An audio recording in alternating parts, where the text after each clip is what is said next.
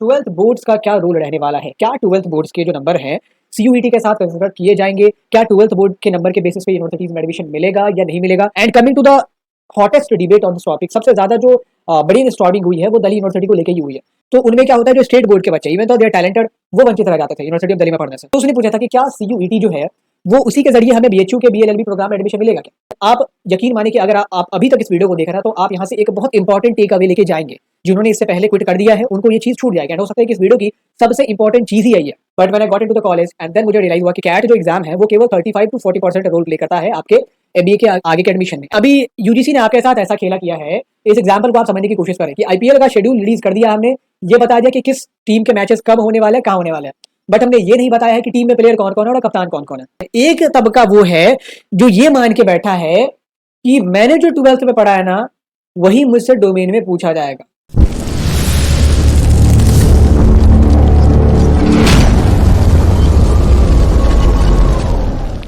So hello and most welcome to all of you on the platform of Braid Data K12. Very auspicious occasion this is, क्योंकि ये जो video है वो हमारे नए channel पे भी पब्लिश होने वाली है। उस नए चैनल का जो लिंक हमने डिस्क्रिप्शन बॉक्स में डाल दिया है और अब से सीयूईटी से रिलेटेड जितनी भी इन्फॉर्मेशन है, चाहे वो इन्फॉर्मेटिव कंटेंट हो या प्रिपरेटरी कंटेंट हो, तैयारी से रिलेटेड कंटेंट हो, ये सारी चीज़ें जो है उसी चैनल पे हम लोग पब्लिश करेंगे। एक आध वीडियो हो सकता है K12 के चैनल पे भी पब्लिश करें, बट जो मेजोरिटी ऑफ कंटेंट है वो वहीं पे बनेंगे एंड वहीं पे पब्लिश होंगे। Now what this video is about, कि इस वीडियो में हम लोग आपको क्या बताने वाले हैं, क्या कंटेंट है इस वीडियो का। 26 मार्च को क्या होता है, एक नोटिस आता है एनटीए की तरफ से एंड उसमें उन लोगों ने बताया है कि हम लोग जो है सीयूसीटी के रजिस्ट्रेशन फॉर्म 2 अप्रैल से जारी करेंगे, जो कि 30 अप्रैल तक खुले रहेंगे। अब पता नहीं इस बात में वो कितना खड़ा उतरेंगे, वैसे तो उन्होंने लिखित तौर पे दिया है, बट 2 की जगह 8 को भी फॉर्म रिलीज कर सकते हैं। इससे जुड़ी बहुत सारी इन्फॉर्मेशन उस पीडीएफ में 2 या 3 पेज की जो पीडीएफ थी उसमें थी एंड बहुत सारे बच्चे कंफ्यूज थे क्योंकि उसमें बहुत सारी चीज़ें जो है वो एम्बिगियस लिखी हुई है। एम्बिगियस मतलब अस्पष्ट है एंड इसके लिए उन्होंने बहुत सारे अलग अलग आर्टिकल्स को रेफर करा है जो अलग अलग नामी गिरामी न्यूज़पेपर्स ने छापी है और बहुत सारे यूट्यूब चैनल वाले भी बना रहे इस पे video. But they are basically वो अपनी तरफ से पूरी कोशिश कर रहा है लोगों की मदद करने की, बट फिर भी लोग जो है मिसगाइड हो जा रहा है, ठीक है, किसी और चीज़ को सच मान ले रहा है जो कि सच नहीं है। तो वी हैव डिसाइडेड कि हम लोग एक चैनल ही बनाएंगे जिसमें हमारी पूरी कोशिश रहेगी कि जो भी हम इंफॉर्मेटिव कंटेंट दें वो कभी भी ऊपरी ना हो, सुपरफिशियल ना हो, एकदम टू द पॉइंट हो एंड प्रगाढ़ हो, सब्सटैंशियल कंटेंट हो। एंड साथ ही साथ हम लोग इस चैनल पे प्रिपरेटरी कंटेंट भी डालेंगे, कैसे तैयारी करनी चाहिए, क्या क्या वीडियोस डालेंगे, वो सारी चीज़ें आपको आगे पता चल जाएगी। मेक श्योर कि आप इस नए चैनल को सब्सक्राइब करें एंड आपने अगर K12 को सब्सक्राइब नहीं करा तो अब तो करना ही पड़ेगा क्योंकि डोमेन स्पेसिफिक आ गया है एंड हमारे चैनल से बढ़िया explanation you can find out अगर कहीं और मिल जाए तो मेक श्योर कि आप अनसब्सक्राइब कर दें, डिसलाइक भी कर सकते हैं वीडियो को, but in terms of explanation, in terms of notes, nobody can parallel us. Now we'll start the content of this video. CUET 2022, CUET और CUCT दोनों ही एक है, दोनों में कोई डिफरेंस नहीं है। CUCT अब जो है उसका रिवैम्प फॉर्म है, उसका न्यू फॉर्म है CUET, ठीक है, सेंट्रल यूनिवर्सिटी एंट्रेंस टेस्ट। उसमें सी डाल दिया गया था बीच में, कॉमन एंट्रेंस टेस्ट की जितनी भी सेंट्रल यूनिवर्सिटीज हैं उन सबका कॉमन होगा, अब उसमें सी हटा दिया गया है, बीच वाला जो सी था CUET ही रह दिया गया है। तो इन दोनों में पहली बात कंफ्यूज नहीं होना है। इस वीडियो में क्या क्या देखने वाले हैं, वैसे तो बहुत सारे अलग अलग टॉपिक्स को देखेंगे एंड उन टॉपिक्स में भी बहुत सारे सब टॉपिक्स होंगे। वीडियो ज़्यादा बड़ी नहीं बनेगी, मेरी कोशिश ये है कि जो सही इन्फॉर्मेशन है वो आप तक पहुंचे एंड आप गुमराह होने से बचे रहें। आपका ध्यान अभी प्रिपरेशन पे ज़्यादा होना चाहिए, इन इन्फॉर्मेशन को कलेक्ट करना जो है वो हमारा काम है एंड सही इन्फॉर्मेशन आप तक पहुँचाना भी हमारा ही काम है। So the content of this video will be, सबसे पहले देखेंगे कि CUET है क्या, व्हाट इज CUET, क्या ज़रूरत आन पड़ी थी, कोर्सेज कौन कौन से इसके अंदर हमें मिलेंगे, what are the courses that are being offered, role of boards, twelfth boards का क्या रोल रहने वाला है, क्या ट्वेल्थ बोर्ड्स के जो नंबर हैं सीयूईटी के साथ कंसिडर किए जाएंगे, क्या ट्वेल्थ बोर्ड के नंबर के बेसिस पे यूनिवर्सिटीज में एडमिशन मिलेगा या नहीं मिलेगा, इन सब सवालों को भी इसमें हम लोग देखेंगे। And then how to apply, अगर रजिस्ट्रेशन फॉर्म आने वाला है तो कहाँ से अप्लाई करें, किन किन यूनिवर्सिटीज़ के टॉप वेबसाइट हमें बता दो सर, कि जब हम उन पर जाके अपने अपने नोटिफिकेशंस देखते रहे, जो भी चीज़ें वो रिलीज़ करते हैं, तो सारी चीज़ें हमने इस वीडियो में और इसके बाद जो हम लोग पीडीएफ देने वाले हैं आपको उनमें सारी चीज़ें समाहित हैं। तो getting started with what is CUCT, CUET और CUCT दोनों एक ही है। CUET is basically a common entrance exam to get admission in central universities. जितनी भी सेंट्रल यूनिवर्सिटीज हैं अब इनमें जो है एक ही एंट्रेंस गेट में लगा दिया गया। पहले क्या होता था, दिल्ली यूनिवर्सिटी का अपना एंट्रेंस होता नहीं था, वो मेरिट बेस लेती थी, बोर्ड के आधार पर उसके जो सिलेक्शन है वो होते थे। एंड और भी बहुत सारे सेंट्रल यूनिवर्सिटीज़ थी, लाइक बनारस हिंदू यूनिवर्सिटी हो गया, अलीगढ़ मुस्लिम यूनिवर्सिटी हो गया, जामिया मिलिया इस्लामिया हो गया, इन सब का अपना अपना एंट्रांस होता था एंड अपनी अपनी कट ऑफ्स निकलती थी, अलग अलग काउंसलिंग होती थी। तो बहुत सारे बच्चे जो है इस बात को लेके, उनको हो सकता है जामिया के बारे में नहीं पता हो, या अलीगढ़ के बारे में नहीं पता हो, या बीएचयू के बारे में नहीं पता हो, तो वो इस में रह के उन सब का जो एडमिशन है वो वंचित रह जाता था। And coming to the hottest debate on this topic, सबसे ज्यादा जो बड़ी स्टॉर्मिंग हुई है वो दिल्ली यूनिवर्सिटी को लेके ही हुई है, क्योंकि दिल्ली यूनिवर्सिटी में जो अभी तक सिलेक्शन का प्रोसेस था वो बहुत ज़्यादा अनफेयर था। वो मेरिट लिस्ट निकालते थे एंड ऑब्वियसली अगर बहुत ज़्यादा रेपुटेड कॉलेजेस हैं तो जो कट ऑफ्स है वो तो बहुत ऊपर आएंगे। एंड कट ऑफ्स 98, 99, 99.05, 99.75 इतने तक भी पहुंचा करते थे। तो इसमें क्या होता था कि बहुत सारे ऐसे बोर्ड हैं जिनमें इतनी लीनियंट मार्किंग दी जाती है कि लोग आसानी से 95 प्लस स्कोर कर लेते हैं। Coming to state board such as Bihar board, UP board, वहाँ पे 75, 80 लाना भी बहुत मुश्किल का काम माना जाता है। वहाँ पे 95, 98 तो भूल जाएं आप, टॉपर्स के भी नहीं आते। तो उनमें क्या होता है, जो स्टेट बोर्ड के बच्चे इवन तो दे आर टैलेंटेड, वो वंचित रह जाते थे यूनिवर्सिटी ऑफ दिल्ली में पढ़ने से। एंड इससे क्या होता था कि यूनिवर्सिटी ऑफ दिल्ली में डाइवर्सिटी थोड़ी सी कम रह जाती थी। साउथ इंडिया में कुछ बोर्ड्स हैं, वहाँ के बच्चे आते थे क्योंकि वहाँ पे अच्छी मार्किंग दी जाती है, और ज़्यादातर जो बच्चे थे वो सीबीएसई के ही आते थे। तो एज ए यूनिवर्सिटी भी ये उनके लिए नुकसानदेह है कि उनके पास टैलेंट जो है वो बचा रह जा रहा है। यूपी बिहार के क्षेत्रों में, एमपी में उतना ज़्यादा मार्क्स नहीं मिलता है, तो द स्टूडेंट्स ऑफ दो state board could not get to Delhi University. तो मेन जो यहाँ पे सीयूईटी लाने का मकसद था वो दिल्ली यूनिवर्सिटी के सिलेक्शन प्रोसेस को ईज करना ही था, कि सारे लोगों के पास एक फेयर अपॉर्चुनिटी रहे उसमें एडमिशन लेने का। तो अभी तक सोर्सेज हैं, पहले लग रहा था कि भाई ये फलानी यूनिवर्सिटी जो है वो इनकार कर रही है कि हम लोग सीयूईटी में नहीं आएंगे, ये मना कर रहा है।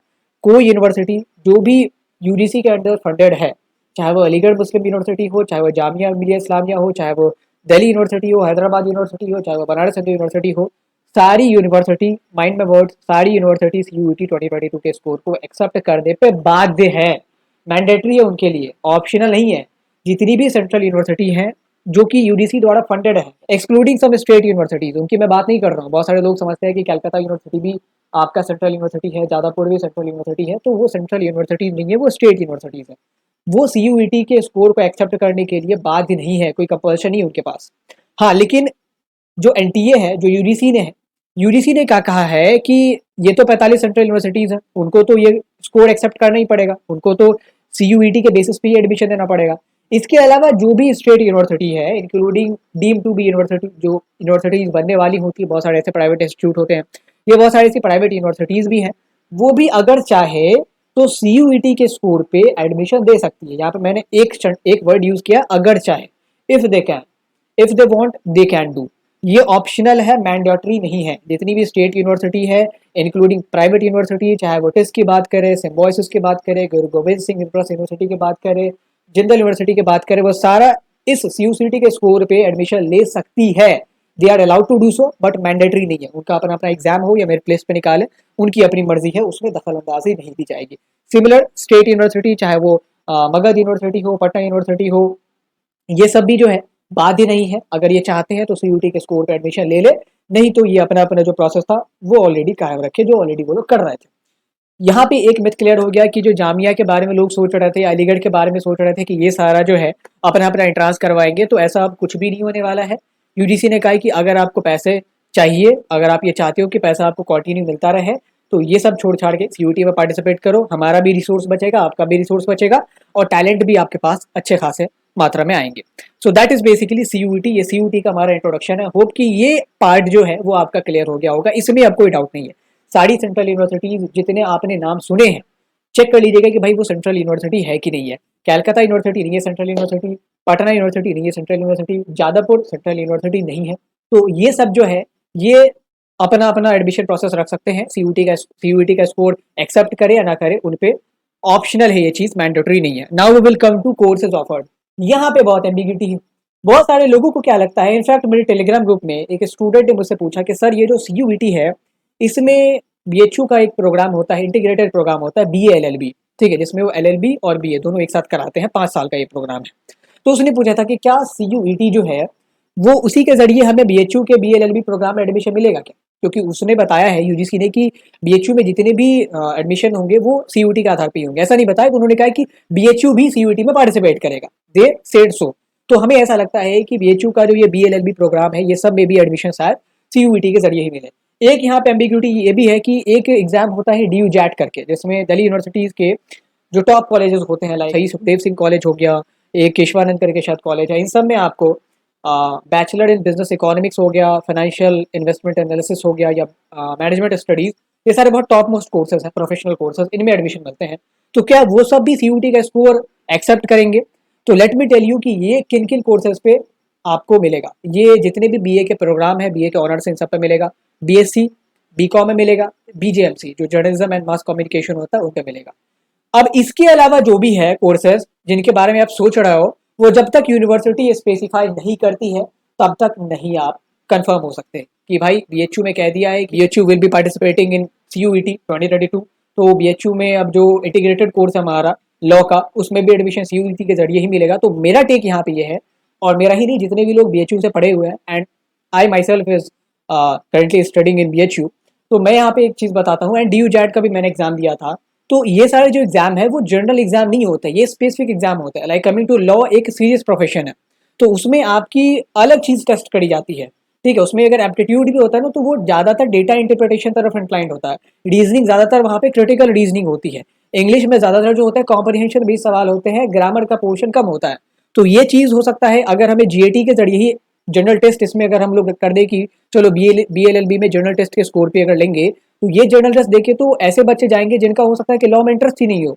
लॉ में भाई अलग कैपेबिलिटी वो लोग जज करते हैं। अगर आप ऐसा कहने लगो कि बीएचयू में जो एडमिशन है सीयूटी के जरिए हो, तो बीएचयू में मेडिकल की भी पढ़ाई होती है, तो मेडिकल कैसे सीयूटी के जरिए थोड़ी नहीं होगा, उसके लिए अलग एग्जाम होगा। नीट होता है कि नहीं होता, एग्रीकल्चर का अलग एग्जाम होगा। So that will be considered कि ये जो एग्जाम है किस कोर्स के लिए हम लोग ले रहे हैं।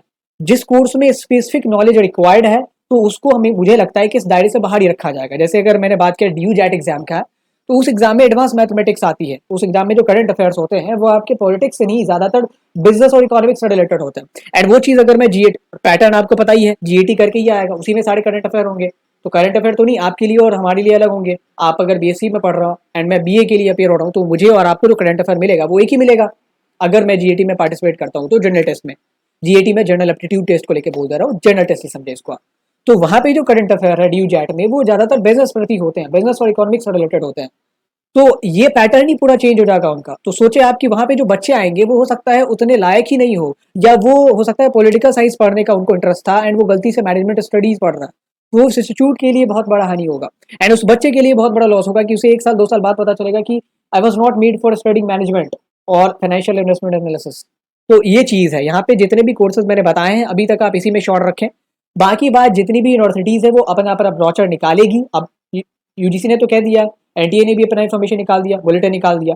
तो अब ये यूनिवर्सिटीज़ के पाले में गेंद आ गई है। जितनी भी यूनिवर्सिटीज़ आपके नज़र में है, जिन जिन को आप टारगेट कर रहे हो, चाहे वो दिल्ली यूनिवर्सिटीज़ हो, जामिया हो, अलीगढ़ हो, बीएचयू हो, इन सबको आप लगातार लुकआउट करते रहो। हम आपको इस वीडियो के बाद पीडीएफ देंगे, डिस्क्रिप्शन बॉक्स में उस पीडीएफ का लिंक दे दिया गया है। उस पीडीएफ में जितनी भी ये टॉप 5 यूनिवर्सिटी है हमारी सेंट्रल यूनिवर्सिटी, उनके वेबसाइट का मैंने लिंक दे दिया है। और ये वेबसाइट आपके एडमिशन से रिलेटेड वेबसाइट ही है, ये एकेडमिक्स वाले वेबसाइट नहीं है। आप अगर एडमिशन लेना चाहते हैं तो आपको किस वेबसाइट पे जाना है, उस वेबसाइट को हमने खोजा है, एंड देन हमने लिस्ट तैयार की है उन 4-5 यूनिवर्सिटीज़ के वेबसाइट की, तो वो आपको मिल जाएगी। सो इस चीज़ पे आप लोग गौर करिएगा। लॉ वगैरह के लिए जब तक कहा नहीं जाए तब तक ये मत माने कि इसमें भी सीयूटी के जरिए ही एडमिशन मिलने वाले हैं। Now coming to the next part कि भाई 12th बोर्ड्स का क्या रोल रहने वाला है, what will be the role of our 12th marks. इसमें जो खास करके सीबीएसई वाले बच्चे हैं उनको यहाँ पे गौर करना बहुत ज़रूरी है। बाकी स्टेट बोर्ड्स का तो एग्जाम हो गया है।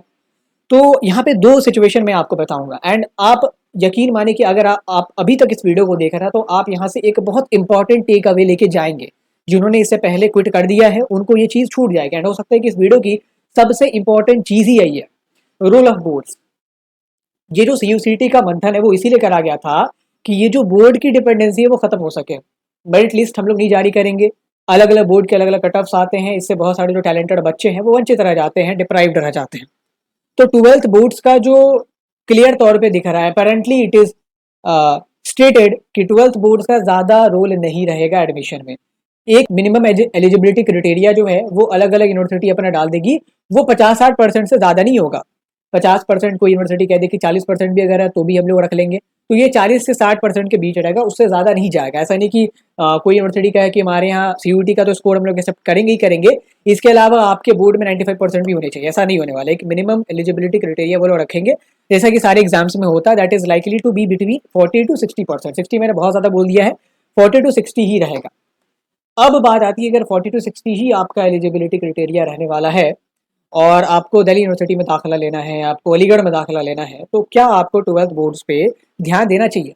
आप अगर सीबीएसई के स्टूडेंट हो तो, बाकी तो आपका एग्जाम हो ही गया। अगर आप एमपी बोर्ड के हो, बिहार बोर्ड के हो, यूपी बोर्ड के हो, तो बोर्ड्स का जो सबसे अहम रोल है वो ग्रेजुएशन के बाद भी आपको पता चलता है। ग्रेजुएशन में तो चलो अभी आपकी सीयूटी के बेसिस पे एडमिशन हो जाएगी।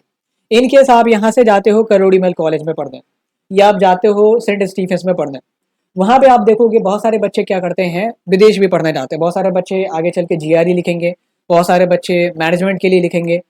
तो वहाँ पे आपकी जो ये एकेडमिक्स है ना, 10th के स्कोर्स, 12th के स्कोर्स ही काम आते हैं। ये सारी चीज़ें आपको एक एडवांटेज के तौर पे मिलती है। लेट्स सपोज मेरा स्कोर और आपका स्कोर जीआरई में एक है, 330 के अराउंड ये शायद एग्जाम होता है, और हम दोनों ने 318 स्कोर किया है।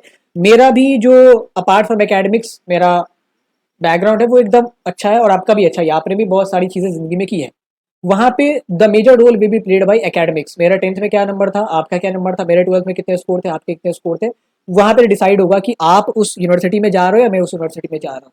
तो ये जो बोर्ड्स है, अगर आपने स्टेट बोर्ड वाले हैं, अगर आपने एग्जाम दे दिया तब तो कोई दिक्कत नहीं है। आप अगर सीबीएसई में हो and if you are thinking कि अगर हमें बोर्ड्स का ज़्यादा रोल नहीं है सीयूईटी में, एक मिनिमम एलिजिबिलिटी क्राइटेरिया बस हमें लाना है, तो हम लोग ये जो हमारा बोर्ड्स का प्रिपरेशन है उसको ढीला कर देंगे, तो आपका ही नुकसान होगा। इनकेस आप अगर आगे पढ़ना चाहते हो, या इनकेस अगर बिजनेस स्कूल्स में जाना चाहते हो, या फॉरेन यूनिवर्सिटीज में रिसर्च वगैरह के लिए जाना चाहते हो, तो then your academics will be considered. तो वहाँ पे आपके जो 12th के मार्क्स हैं वो बहुत अहम रोल प्ले करेंगे। ये मैं पर्सनल एक्सपीरियंस से बोल रहा हूँ, मेरा भी कुछ ऐसा ही हाल था। When I got out from 12th, तो मेरे कुछ 87 के आसपास स्कोर थे सीबीएसई में, जो कि एवरेज माने जाते हैं, ज़्यादा बढ़िया नहीं है। मैंने सोचा था कि मेरा जो एडमिशन है मेरा ड्यू में तो हो नहीं पाएगा, मेरिट बेस पे बहुत ज़्यादा हाई कट ऑफ जाते हैं। तो आई टारगेटेड 2 एग्जाम्स, ड्यू जैट और बीएचयू का। ड्यू जैट का एग्जाम दिया एंड बीएचयू दिया। अब बीएचयू पहले निकला था, ड्यू जैट का जो रिजल्ट है वो बहुत बाद में निकला। जब मैंने एडमिशन वगैरह ले लिया तब ड्यू जैट का रिजल्ट निकला था। हालांकि वो भी मेरा कट ऑफ से बहुत ज़्यादा था। अगर मैं काउंसलिंग करवाता तो hopefully I would have gotten into सही सुखदेव एंड ऑल। तो मैंने फिर कट ऑफ नहीं करवाया, क्योंकि हमारे यहाँ यूपी बिहार में जो है बीएचयू को ज़्यादा तरजीह देते हैं as compare to Delhi University. तो फिर मैं जब वहाँ पे एमबीए की तैयारी करना शुरू करता हूँ कैट वगैरह के लिए, तो मुझे पता चला ये चीज़ें मुझे 12th तक नहीं पता थी, किसी ने नहीं बताया था ये चीज़।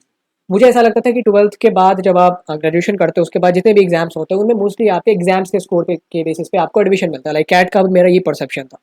But when I got into the college and then मुझे रियलाइज हुआ कि कैट जो एग्जाम है वो केवल 35 to 40% रोल प्ले करता है आपके एमबीए के आगे के एडमिशन में। ऐसे ही आपके अलग अलग यूनिवर्सिटीज़ के क्राइटेरिया होता है। अगर आप इकोनॉमिक्स में पीजी करना चाहते हो, आप साइकोलॉजी में करना चाहते हो, तो वहाँ पे एक सर्टेन रोल प्ले करता है आपका एंट्रांस एग्जाम। कहीं कहीं पे होता है कि 100% पूरा का पूरा, जो जैसे जेएनयू में पहले इंटरव्यू होता था अब इंटरव्यू नहीं है, तो पूरा का पूरा आपके एंट्रांस पे बेस्ड है, आपके एंट्रांस में। हाँ, लेकिन वहाँ पे भी अगर मेरा और आपका स्कोर सेम है तो फिर वो आपके ग्रेजुएशन के मार्क्स को या 12th के मार्क्स को देख के सिलेक्शन करेंगे। तो वहाँ पे एक नैक होता है आपका।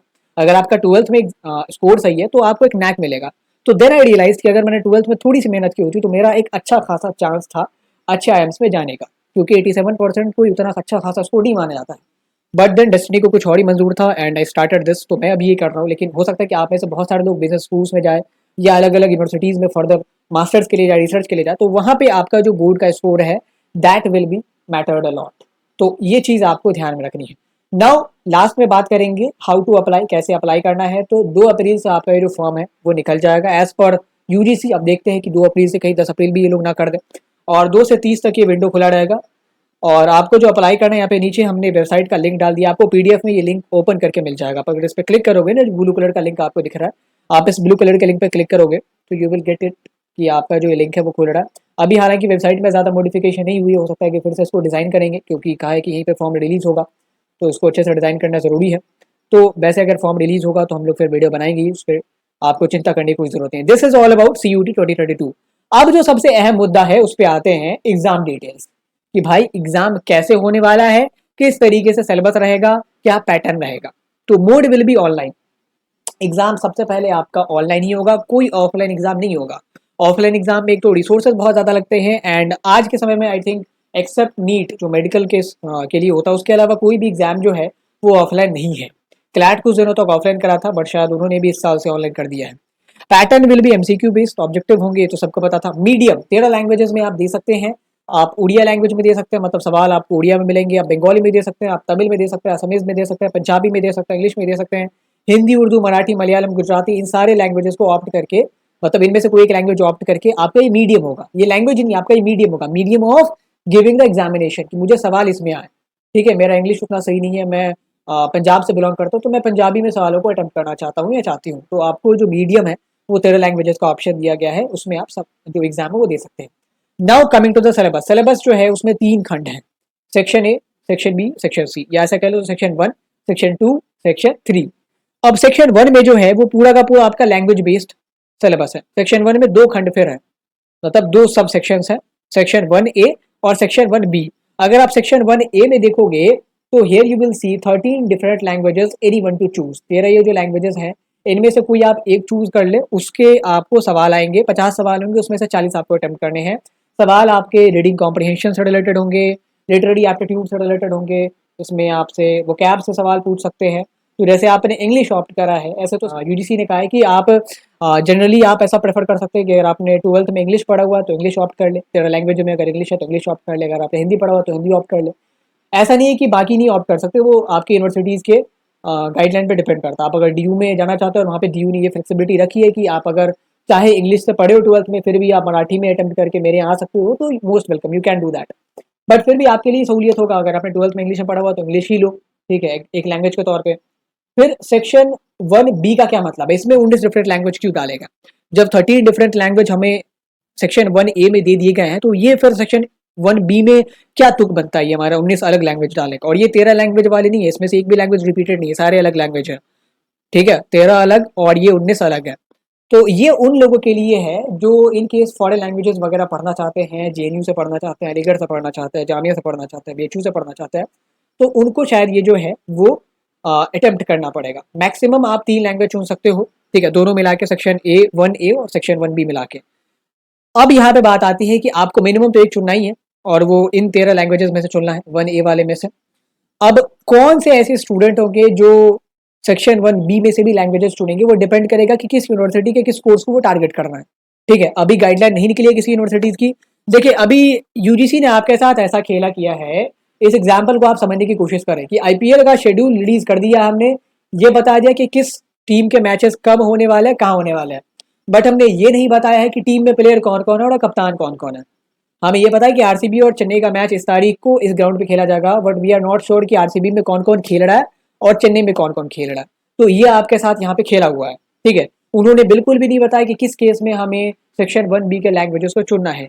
अनुमान लगा रहे हैं लोग कि हो सकता है कि जो लोग फॉरेन लैंग्वेज में बैठेंगे, जो लोग फॉरेन लैंग्वेज के कोर्सेज को करना चाहते हैं एज ए ग्रेजुएशन सब्जेक्ट, तो फिर उनको सेक्शन 1B में से जो लैंग्वेजेस वो ऑप्ट करना पड़ेगा। कमिंग टू दिस थिंग, अब इसमें आता है हमारा सेक्शन 2, डोमेन स्पेसिफिक। ये बहुत बहुत बहुत ज़्यादा डिबेटेड टॉपिक है, डोमेन स्पेसिफिक क्या होता है। और ये हमारा जो 45 मिनट है ना, ये ईच लैंग्वेज के लिए मिलेगा। अगर आप हो सकता है 2 लैंग्वेज आपने सेलेक्ट की है तो आपको 90 मिनट मिलेंगे अलग अलग 2 लैंग्वेजेस को ऑप्ट करने अटेम्प्ट करने के लिए। Then we will be having section 2 as domain specific. इसमें 27 सब्जेक्ट है, उन सब्जेक्ट्स की जो लिस्ट है वो आपके सामने स्क्रीन पे आ रही है। इसमें आप देख सकते हैं जितने भी सब्जेक्ट आपने अभी तक सोचे हैं या पढ़े हैं वो सारे सब्जेक्ट इसमें दिए गए। अब इस डोमेन स्पेसिफिक में से मैक्सिमम कहा गया है ऑफिशियल नोटिस में, आप 6 सब्जेक्ट चुन सकते हैं, उनमें से सवाल आएंगे और आपको हर एक सब्जेक्ट के 50 सवाल दिए जाएंगे, 40 सॉल्व करने हैं और 45 मिनट का टाइम मिलेगा फॉर ईच सब्जेक्ट। अगर आप 6 सब्जेक्ट चुनते हो तो 45 × 6 उस हिसाब से आप गुना कर सकते हो। अब ये जो सिलेबस है इन सारे डोमेन सब्जेक्ट्स का वो कहाँ से होने वाला है, तो 12th एनसीईआरटी बेस्ड सवाल पूछे जाएंगे। चाहे आपने किसी भी स्टेट बोर्ड से पढ़ाई करी है, लेकिन आपको एनसीईआरटी बेस्ड सवाल ही पूछे जाएंगे। तो एनसीईआरटी मेक श्योर करे, अगर आपको हिस्ट्री पढ़ना है, पॉलिटिकल साइंस पढ़ना है, तो हमने सारी चीज़ें करवा दी है। एंड अप्रैल का इंतजार करें, बहुत सारी चीज़ें लॉन्च करने वाले हैं। आपने सोचा भी नहीं होगा इतनी ज़्यादा मेहनत हम लोग पीछे बैक एंड में कर रहे हैं जस्ट फॉर यू ऑल। तो ये जो डोमेन सब्जेक्ट हैं ये आप मैक्सिमम 6 ले सकते हो। ऑफिशियल नोटिस में ये नहीं कहा गया है कि मिनिमम कितने रखने हैं, बट यूजीसी के जो चेयरमैन हमारे जगदीश साहब, उन्होंने कहा है कि आप जो है 2 मिनिमम रख सकते हो। और ये डिपेंड करता है कौन कौन से सब्जेक्ट आपको रख रहे हैं, ये डिपेंड करता है कि आप किस यूनिवर्सिटी के किस कोर्स को टारगेट कर रहा हो। अगेन मैंने आपको कहा ना कि यहाँ पे जो इन्फॉर्मेशन है बहुत एम्बिग्यूअस है, तो आप ऐसा ना सोचिए कि लैंग्वेजेस में जो है हमें सेक्शन, देखो 1A से तो एक लैंग्वेज चुनना ही पड़ेगा, इसके अलावा 1B से हमें जो लैंग्वेजेस चुनने हैं वो किस केस में चुनने हैं। ज़्यादातर कयास ये लगाया जा रहा है कि जो फॉरेन लैंग्वेजेस वाली यूनिवर्सिटीज़ है, जैसे जेएनयू में केवल फॉरेन लैंग्वेजेस की पढ़ाई होती है, तो वहाँ पे आपको 1B में से लैंग्वेजेस चुनने पड़ेंगे, ठीक है। और पैटर्न वही रहेगा, रीडिंग कॉम्प्रिहेंशन आएंगे, लिटरेरी एप्टीट्यूड टेस्ट की जाएगी, वोकैब्स टेस्ट करे जाएंगे, 50 क्वेश्चन आएंगे, 40 अटेम्प्ट करना है, 45 मिनट का हर एक लैंग्वेज के लिए आपको मिलेगा। ऐसा ही डोमेन में है, जैसा जो यूनिवर्सिटी बताएगी जिस कोर्स के लिए आप ऑप्ट करना चाहते हो उस हिसाब से आपको तैयारी करनी पड़ेगी। यहाँ पे दो प्रोबेबिलिटी जो है वो बच्चों के बीच है, और दो कंफ्यूजन मैं कहूँ तो वो बच्चों के बीच है। एक तबका वो है जो ये मान के बैठा है कि मैंने जो 12th में पढ़ा है ना वही मुझसे डोमेन में पूछा जाएगा। यहाँ पे जब से एनईपी आया है, नेशनल एजुकेशन पॉलिसी आया है, तो ये बहुत बड़ा मुद्दा था वहां पे कि कैसे जो हमें ये इनरोलमेंट है ये बढ़ाना है कि मैथ्स से बच्चे कैसे आर्ट्स की तरफ शिफ्ट हो, या कॉमर्स से कैसे बच्चे आर्ट्स की तरफ शिफ्ट हो, मतलब क्रॉस स्ट्रीमिंग जो स्ट्रीम चेंज जो है इसका आंकड़ा थोड़ा सा बढ़ाना है। तो इसलिए जो है वो बच्चे ऐसा सोच रहे हैं जो मैथ्स से हैं and they want to get into Kirori Mal college, और वो जामिया में जाना चाहते हैं, पॉलिटिकल साइंस पढ़ना चाहते हो, तो वो ऐसा सोच रहा है कि मुझसे हो सकता है डोमेन में फिजिक्स केमिस्ट्री की सवाल पूछे जाए। डोमेन में 27 सब्जेक्ट में है फिजिक्स केमिस्ट्री, और अभी तक क्लियर नहीं कि किसको क्या देना है। तो वो ऐसा सोच रहा है, किसी वीडियो में उनको उनको उनको ये बता दिया गया कि डोमेन स्पेसिफिक सब्जेक्ट आपके वही सब्जेक्ट होंगे जो आपने अपने 12th क्लास में पढ़े हैं। ये एक तबका है जो कंफ्यूज है, और दूसरा तबका कंफ्यूज है कि भाई ये जो डोमेन बेस्ड सब्जेक्ट है ये हमारा सारा का सारा आर्ट्स में से आएगा, और हिस्ट्री के लिए कितना पढ़ना पड़ेगा, पॉलिटिकल साइंस के लिए अगर हमें पॉलिटिकल साइंस ऑनर्स लेना है तो कौन कौन से डोमेन पढ़ने पड़ेंगे, कौन कौन से डोमेन सब्जेक्ट का एग्जाम देना पड़ेगा, अगर हमें साइकोलॉजी ऑनर्स करना है तो कौन कौन से डोमेन सब्जेक्ट का एग्जाम देना पड़ेगा। तो इन दोनों तबकों के लोगों के लिए, चाहे वो आर्ट्स स्ट्रीम से हो, कॉमर्स स्ट्रीम से हो, साइंस स्ट्रीम से हो, जितनी भी कंफ्यूजन है मैं यहाँ पे एक बार में क्लियर कर दूँ। 27 डोमेन सब्जेक्ट आपके सामने दे दिए गए हैं। अभी बिल्कुल भी ये क्लियर नहीं है कि किस यूनिवर्सिटी में किस कोर्स के लिए आपको क्या पढ़ना पड़ेगा। कुछ समय बाद जैसे जैसे यूनिवर्सिटीज अपना ब्रोचर निकालेंगी वहां पे आपको दे दिया जाएगा बीए ऑनर्स में इस सब्जेक्ट के लिए आपको ये डोमेन एक्सेप्टेड है, अगर आपने इन 2-3 डोमेन में एग्जाम दिया हुआ है तो आपका मोस्ट वेलकम हमारे यहाँ। अभी तक बिल्कुल भी क्लियर नहीं है। तो आप अगर किसी भी वीडियो से देख के इसमें कंफ्यूज हो जा रहे हो कि हमें तो कहा गया कि 12th का सब्जेक्ट ही देने हैं, ठीक है, आप खुद ही सोचो। एक एग्जाम्पल लेते हैं, अगर 12th के सब्जेक्ट के बेसिस पे देना होगा, 12th में जो मैंने पढ़ा वही मैं डोमेन में सेलेक्ट करूंगा। मुझे लेना है फिलोसफी ऑनर्स, और मैं हूँ केमिस्ट्री साइंस बैकग्राउंड से, मैथ बैकग्राउंड से, और मेरी जो मैथ्स है वो बहुत बढ़िया है, तो मैं फिजिक्स केमिस्ट्री 2 सब्जेक्ट चुनता हूँ अपने डोमेन के लिए। और आप आर्ट्स बैकग्राउंड से हो, आप भी फिलोसफी पढ़ना चाहते हो, ओके, आपका 2 सब्जेक्ट है पॉलिटिकल साइंस और हिस्ट्री। हो सकता है कि आपकी पॉलिटिकल साइंस और हिस्ट्री की उतनी तैयारी ना हुई हो जितनी मेरी फिजिक्स केमिस्ट्री की तैयारी हुई है, क्योंकि हो सकता है कि मैंने बहुत अच्छे कोचिंग्स में पढ़ा हो, ठीक है, वहाँ पे मेरी फिजिक्स केमिस्ट्री की तैयारी बहुत अच्छी है, तो मैं जो है ज़्यादा स्कोर करके लाऊंगा आपसे। फिर क्या होगा, आपको इवन तो फिलोसफी की कुछ नॉलेज होगी बिकॉज आप आर्ट्स के स्टूडेंट हो, एंड मुझे कुछ भी नहीं है, लेकिन मैंने एंट्रांस पे ज़्यादा स्कोर कर दिया है ओनली बिकॉज कि मेरा फिजिक्स केमिस्ट्री का प्रिपरेशन आपके पॉलिटिकल साइंस और हिस्ट्री के प्रिपरेशन से थोड़ा बढ़िया था, तो मुझे फिलोसफी के उस कोर्स में दाखिला मिलेगा, आपको नहीं मिलेगा। ये सारी एम्बिग्यूटी नहीं होने वाली है। वो जो प्रोसेस तैयार कर रहा है वो हमसे और आपसे बहुत ज़्यादा समझदार लोग हैं, ऐसी गलती की कोई गुंजाइश नहीं रहेगी। तो अभी इस पे जो भी चीज़ें बताई जा रही है सारे कयास लगाए जा रहे हैं, सारी चीज़ें एक्सपेक्टेड है, एंटिसिपेटेड है, कोई भी अभी कंफर्मेशन नहीं है। वो मैंने वो जो इंटीग्रेटेड प्रोग्राम के लिए बताया वो भी कंफर्म नहीं है भाई, BLLB का इसमें जुड़ेगा कि नहीं जुड़ेगा, भाई ये जुड़ेगा कि नहीं जुड़ेगा, भाई अभी कुछ भी कंफर्म नहीं है। ये मैंने कहा ना कि आपके साथ खेला हुआ है, आपको ऐसे IPL का शेड्यूल दे दिया गया है, आपको पता ही नहीं कि भाई किस टीम में कौन सा प्लेयर है, कौन कप्तान है। हाँ, लेकिन आपको एक रॉ फिगर तो दे दिया गया है कि जैसे बहुत सारे बच्चे इस बात को लेकर चिंतित थे कि भाई डोमेन में क्या क्या होगा, तो 27 सब्जेक्ट बता दिए गए हैं। आपने ऑलरेडी 12th में जो पढ़ा हुआ है, जैसे जितने भी बच्चे आर्ट्स को प्रिपेयर करने वाले हैं, आर्ट्स लेना चाहते हैं, BA में एडमिशन लेना चाहते हैं, तो उन्होंने जो भी अभी तक पढ़ा है 12th में उसको पुख्ता तरीके से तैयार करना शुरू कर दें। हमारे चैनल की आप मदद ले सकते हैं इसमें। हम लोगों ने दबा के MCQ सीरीज कराई है, 1,500-2,000 क्वेश्चन तो केवल MCQ सीरीज में कराए थे। सैम्पल पेपर में 1000 के करीब क्वेश्चन थे, उसको किसी ने नहीं लिया। 49 रुपए का सैम्पल पेपर रखा था, बट नोबडी अबाउट इट। और अभी सैम्पल पेपर की डिमांड आ रही है कि सर सैम्पल पेपर दे दो जो आपने बनाया था। तो ऐसा होता है कि जब जिस चीज़ की कदर होती है आप तो करते नहीं हो। देन हमारा था सेक्शन 3 जनरल टेस्ट। ये सबसे ज़्यादा डिबेटेड है, सबसे ज़्यादा डिबेटेड यही है कि भाई ये जो जनरल टेस्ट है, ऐसे ऐसे आर्टिकल्स एग्जाम जो न्यूज़पेपर्स में मैंने देखा है कि जनरल टेस्ट का जो स्कोर है वो केवल वोकेशनल कोर्सेज के लिए एक्सेप्ट किया जाएगा, या उन लोगों को जनरल टेस्ट देना पड़ेगा जो स्ट्रीम चेंज कर रहा है। लेट सपोज कि मैं साइंस बैकग्राउंड से हूँ एंड मुझे हिस्ट्री पढ़ना है, तो मुझे जनरल टेस्ट के जरिए मेरा एडमिशन मिलेगा। ये एक हद तक ये एक सही फिलॉसफी है कि मुझे हो सकता है हिस्ट्री की तैयारी करने में वक्त लगे, मैं जनरल टेस्ट की तैयारी कर लेता हूँ, सारी चीज़ें मेरे हिसाब से हैं। थोड़ा बहुत जीके करंट अफेयर देखना पड़ेगा, मेंटल रीजनिंग मैंने ऑलरेडी करी हुई है, मैथ्स मेरा ऑलरेडी ठीक है, तो मैं इस स्कोर के आधार पर दाखिला ले लूंगा हिस्ट्री के किसी कोर्स में अच्छे कॉलेज में। तो ये अभी अलग अलग आर्टिकल्स में छपी है, बट कोई ऑफिशियल इन्फॉर्मेशन नहीं आई है कि जनरल टेस्ट जो है केवल वोकेशनल कोर्सेज के लिए होंगे या क्रॉस स्ट्रीम जो मतलब अलग अलग स्ट्रीम से लोग आ रहे हैं उनके लिए होंगे। यहाँ पे अभी जो यूजीसी ने गाइडलाइन जारी की है, जो एनटीए का हमारा नोटिस है, उस हिसाब से यहाँ पे क्या लिखा हुआ है, for any such undergraduate programme where general test is being used for admission, वहां पे जनरल टेस्ट का जो स्कोर है वो कंसिडरेशन में लिया जाएगा। अभी तक ये बिल्कुल भी क्लियर नहीं है कि किस यूनिवर्सिटी का कौन से कोर्स में आपका ये जो जनरल टेस्ट है उसके स्कोर को वैलिडेशन मिलेगी, उसके स्कोर को कंसिडरेशन में लिया जाएगा, ये क्लियर नहीं है ना। तो इस बात पर चर्चा करेंगे ही नहीं करेंगे कि अभी हमें ये बिल्कुल भी मान के मत चलो कि जनरल टेस्ट की तैयारी नहीं करनी है, मैथ्स नहीं पढ़ना, रीजनिंग नहीं पढ़ना। अभी जब तक क्लियर नहीं है मेरे भाई या मेरी बहन तब तक ये नहीं मानते, ठीक है। और जितने भी यूट्यूब चैनल वाले हैं सारे एंटिसिपेट ही कर रहे हैं। आप गलत तरीके से उसे ले रहे हो, आपको लगता है कि फलाने भैया फलानी दीदी एकदम कंफर्म न्यूज बताते हैं, हम लोग आपको बार बार बता रहे हैं कि भाई ये एंटिसिपेटेड है, लाइकली टू बी। मैंने हर जगह पे जो चीजें दोहराने लायक है वो दोहराया है कि स्टेट यूनिवर्सिटी या प्राइवेट इंस्टीट्यूट ले सकते हैं बट उन पर बाध्य नहीं है। इंटीग्रेटेड प्रोग्राम में चाहे BLLB वगैरह हो गया, इनमें CUT का स्कोर कंफर्म लिया जाएगा या नहीं लिया जाएगा, इस पर अभी कोई कंफर्म न्यूज नहीं है। इसको कंसिडर किया जाएगा कि नहीं किया जाएगा, इसको लेके अभी तक कोई कंफर्म पुख्ता खबर नहीं है एंड लाइकली ये नहीं भी लिया जाए। ऐसे ही मैंने यहाँ पे भी बताया कि डोमेन सब्जेक्ट को लेके जो लड़ाई है कि किसी को लगता है कि 12th में जो हमने पढ़ा वही पूछा जाएगा, मतलब 12th में जो सब्जेक्ट हमने पढ़ा है, सिलेबस तो 12th का ही रहेगा बट सब्जेक्ट जो हमने पढ़ा वही एग्जाम देना पड़ेगा, या उन सब्जेक्ट से रिलेटेड सब्जेक्ट का एग्जाम देना पड़ेगा जो हम ग्रेजुएशन में पढ़ना चाहते हैं। तो अभी तक कुछ भी क्लियर नहीं है। पहले जितनी भी यूनिवर्सिटीज है उनका अपना अपना ब्राउचर ले आने दो, हो सकता है विद इन अ वीक वो लोग अपना ब्राउचर ले आए। लेकिन अगर आप जनरल टेस्ट को लेकर थोड़ी बहुत भी प्रिपरेशन कर रहे थे तो आपको वो प्रिपरेशन जारी रखनी चाहिए। इवन तो आपका जो गोल है वो क्लियर है कि मुझे हिस्ट्री ऑनर्स ही करना है, फिर भी अभी तक तो क्लियर नहीं है। अभी तक तो क्लियर नहीं है कि दिल्ली यूनिवर्सिटी में हिस्ट्री ऑनर्स के लिए जनरल टेस्ट का स्कोर वैलिड ये माना जाएगा कि नहीं माना जाएगा। हो सकता है कि वो मान्य कर दे, मैंडेटरी कर दे कि जनरल टेस्ट तो हम लोग लेंगे ही लेंगे, क्योंकि यूपीएससी अगर आपको देना है तो CSAT तो होता है वहाँ पे, तो वहाँ पे आपको ये जनरल टेस्ट वगैरह कम आएंगे। तो ये चीज़ है, जब तक क्लियर नहीं है तब तक आपको इसे कंफर्म नहीं मानना है। अगर आपको इसमें से किसी चीज़ में डाउट है तो नीचे हमने कमेंट बॉक्स खुला छोड़ दिया, वहाँ पे आप पूछ सकते हैं। अगर आप ज़्यादा ही चिंतित है तो हमने अपना नंबर रिलीज किया हुआ फ्री में, आप जब मन तब कॉल करके हमसे पूछ सकते हैं 7319697299। I will repeat it again 7319697299। वहाँ पे आप कभी भी कॉल करके जो भी आपके क्वेरीज हैं उनको पूछ के उसका निपटारा करवा सकते हैं। Now I will pin.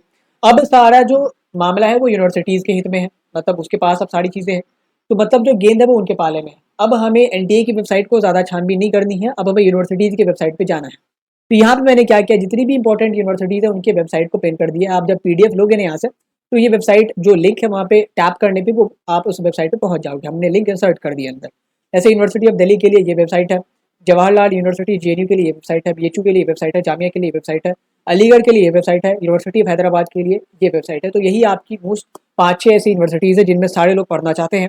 तो मैंने इन सब का वेबसाइट का अपना अपना डिटेल डाल दिया है, आप जाके लिंक पे क्लिक करके अपडेटेड रहा करना। वैसे तो हम लोग कोशिश करेंगे ही, कोशिश क्या बना ही देंगे, जो भी छोटी मोटी डिटेल आएगी उसको लेके अगर वो पुख्ता जानकारी है तो हम लोग उसको लेके वीडियो जरूर बनाएंगे। So that's all in this video. Hope कि आपको इस कंटेंट के जरिए जितनी भी आपकी कंफ्यूजन थी सारी चीज़ें हमने क्लियर करने की कोशिश की है। फिर भी अगर आपके कोई भी कंफ्यूजन बचते हैं then comment box is open for you, you can easily come and ask your doubts. हमने नंबर भी ओपन कर दिया है 7319697299।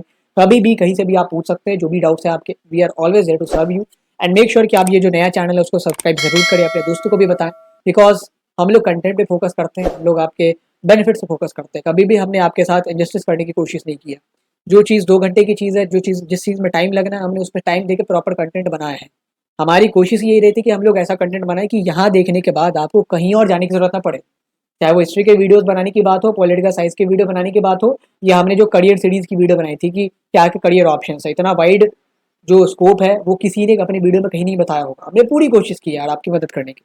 And this is now your turn कि आपका जो हमारा नया चैनल है ब्लेड है ना CUET, उसको सब्सक्राइब करें, अपने दोस्तों से भी सब्सक्राइब कराएं एंड मेक श्योर कि आप अपने कान खुले रखें एंड अफवाहों पे प्लीज़ ध्यान ना दें। आप अपनी प्रिपरेशन जारी रखें, 12th बोर्ड्स के प्रिपरेशन। अगर आप स्टेट बोर्ड वाले हैं तो आप अगर ये जो CUET की प्रिपरेशन थी जो भी आप कर रहे थे उसको जारी रखें। Thank you for watching, have a good day.